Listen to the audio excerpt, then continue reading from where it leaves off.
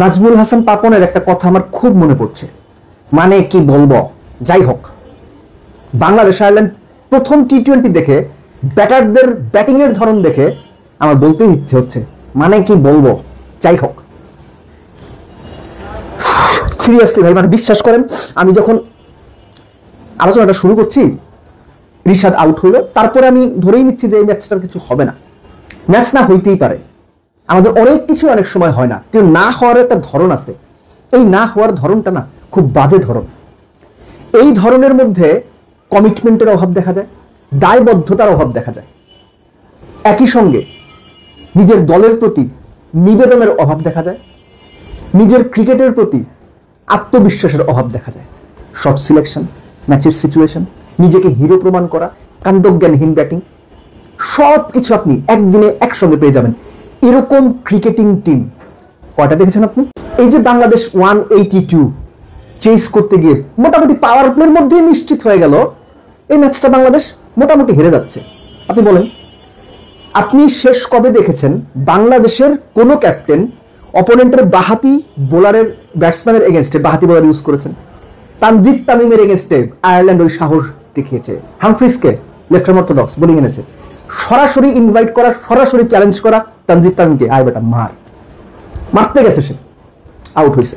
Liton Das captain, that was A nothing shot. Liton, আমার মনে হয়েছে লিটন ওই যে কমেন্টেটররা যেটা বলে আর কি, কট ইন টু মাইন্ডস।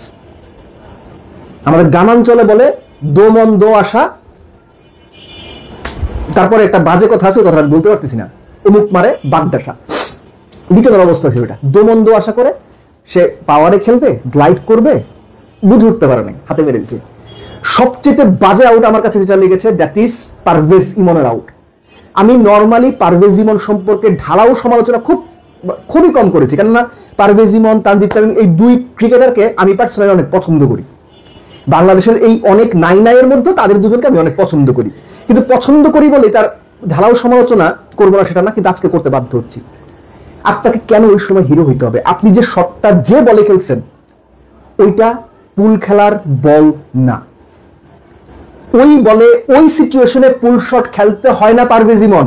আপনি কবে শিখবেন? আপনি যদি 30 রানে 50 রানে নট আউট থাকতেন ওই সময়, তাও আমি বলতাম এটা পুল খেলার বল না। হ্যাঁ, আমি ম্যানুফ্যাকচার করে মারতে পারতেন যদি একটা টিমের অবস্থা ভালো থাকতো। আপনার দুই ব্যাটসম্যান আউট হয়ে গেছে, আপনার দলের আর্গুয়েবলি এই মুহূর্তে বেস্ট দুই ব্যাটার আউট হয়ে গেছে, একটা বলে একটু রেসপেক্ট করা যেত না?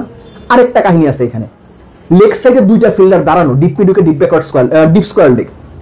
শর্ট বল অফ স্ট্যাম্পের বাইরে করা হয়েছে, কেননা তারা জানে এইরকম শট পারভেজ ইমন খেলবেই, খেলবে না, খেলবেই, এবং সে খেলছেই। মাইয়া আউট হয়ে উইকেটটা দিয়ে আসছে। আপনি অপোনেন্টের প্ল্যান বুঝতে পারতেছেন, তারপরে শট কেন খেললেন আপনি? আপনার মাথায় কি? What goes on your mind Parvez Emon? This is ridiculous brother. এটা কোনো ব্যাটিং না ভাই। Saif he got a good delivery. So এই যখন অবস্থা হয়ে গেল, আপনার পাওয়ার প্লের মধ্যে মোটামুটি 25-30 রান তুলতে 4 উইকেট নাই, টপ অর্ডারে 182 করতে হবে ভাই, আপনার টিমে ম্যাক্সওয়েল নাই। হ্যাঁ, আপনি পারবেন না। তাওহিদ জাকির আলীরা ম্যাক্সওয়েল না, জাকির আলী। এই যে কয়েকদিন আগে বিভিন্ন আমাদের মানে সাবেক কলিগদের ফেসবুক পেজ, ইউটিউব চ্যানেলের রিলস শর্টস দেখি যে জাকির আলী এখন অফসাইডে খেলা প্র্যাকটিস করছেন, আশরাফুল এসে তাকে অফসাইডের মাস্টার বানাচ্ছেন। মানে খারাপ কথা বলতে ইচ্ছা হয়, কিন্তু সাবেক কলিগের আমি বলতে পারি না। এই যে আপনারা রিলস গুলো বানান, কি বুঝে বানান? পরে টাকা আসবে এই কারণে, ফাইন। মানে আপনি যদি রোজগারের জন্য বানান, দ্যাট ইজ ফাইন, কারণ রোজগার রুটি রুজি নিয়ে কিছু বলার নাই। কিন্তু যে জিনিসগুলো সামনে দেখি সেগুলো জাস্ট বিষ্ঠা, জঘন্য। ঠিক জাকির আলীর ব্যাটিং এর মতো একটা স্লোয়ার বল, মনে করে দেখেন আপনি, একটা স্লোয়ার বল অফ স্ট্যাম্পের এতখানি বাইরে 6 নাম্বারের স্ট্যাম্পে জাকির আলী ওই বলটাও ভাই লেগ সাইডে ঘুরাইতে গেল, অথচ আমরা রিলস কি দেখি অফ সাইডে মাস্টার হয়ে উঠছেন জাকির আলী। যে শটটা খেলে তিনি আউট হয়েছেন অফ স্ট্যাম্পের বাইরে বল, আপনি শুধুমাত্র রিপ্লে তোর বডি পজিশনটা দেখেন।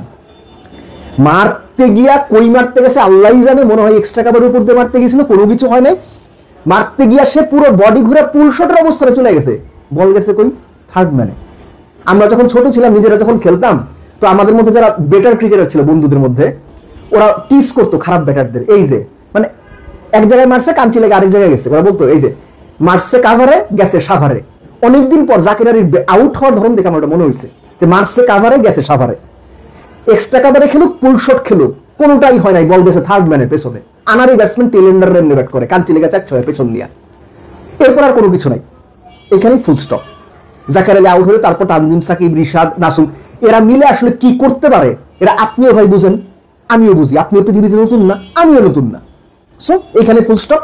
যা যা জঘন্য করা দরকার, বাজে করা দরকার। ভালো হয়েছে একটা জিনিস যে জাকের আলী বিরাট একটা ভালো ইনিংস খেলে নাই, তাইলে এই যে তাকে দলে নেওয়াটাই যে উচিত হয় নাই সেটা অনেকে ভুলে যেত। একদিক দিয়ে ভালো হয়েছে। বোলিং এর কথা বলবো, শরীফুল ওয়াজ এভরিওয়্যার। আজে বাজে যেখানে বসে এইখানে একটা শর্ট করে, একটা অফ স্ট্যাম্পের বাইরে করে, একটা লেগ সাইডে করে, কোনো হিসাব নাই। এবং যথারীতি ধরেন যে মুস্তাফিজ যে পাওয়ার প্লেটের পরে একটা 10 ওভারের মধ্যে 2 ওভার করছে, ওই দুটো ওভারের কারণে কোনো মতে ধরেন যে তাদের ফার্স্ট 10 ওভার্সে বিলো 80 রাখা গেছিল। যে জায়গাটাতে আয়ারল্যান্ড বড় স্কোরের ভিত্তিটা তৈরি করেছে, আমার এটা মনে হয়েছে যে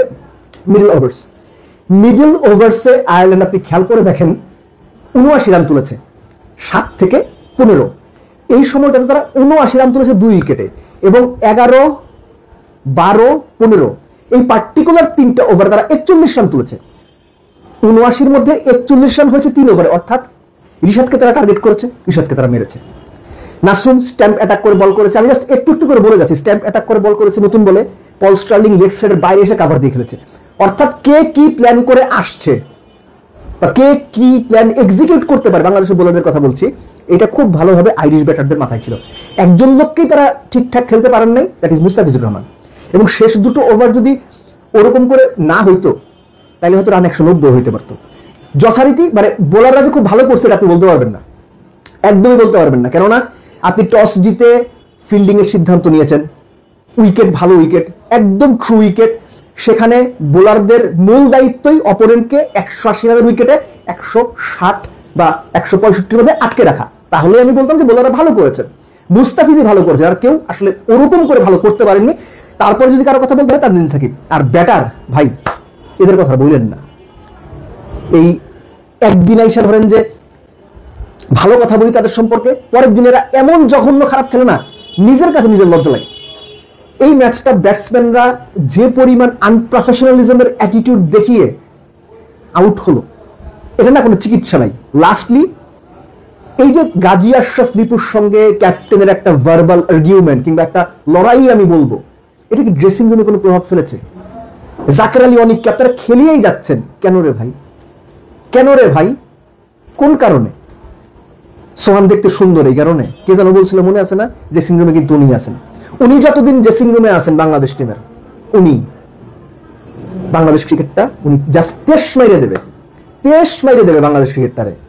এবং টেস্ট মারা চলতেছে, আপনারা দেখতে থাকেন। আপনি যতই বলেন, আমি যতই বলেন, বদলাবে না। কেননা this people are so powerful inside dressing room, এরা যা খুশি তাই করতে পারে। এবং বাংলাদেশ ক্রিকেট নিয়ে এই সোকল দেশ সেরা কোচেরা, যাদেরকে কোনো যোগ্যতা ছাড়াই এখন মনে হয় ন্যাশনাল টিমে নিয়ে আসা হয়েছে, তারা বাংলাদেশ ক্রিকেটটা নিয়ে লিটারেলি আক্ষরিক অর্থে যা খুশি তাই করে যাচ্ছে।